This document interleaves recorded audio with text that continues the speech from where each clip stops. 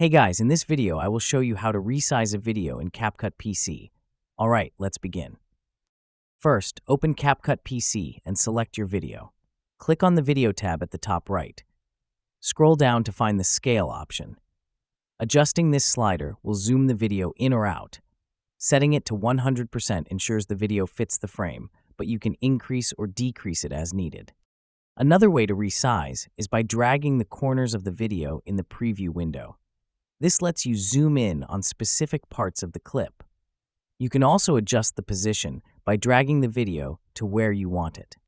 For more control, uncheck Uniform Scale. This allows you to resize the width and height separately. With Uniform Scale turned on, the video maintains its aspect ratio.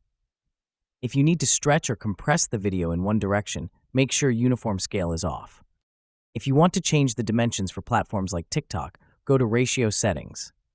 If your video is currently 16 by 9, select 9 by 16 to convert it to a vertical format.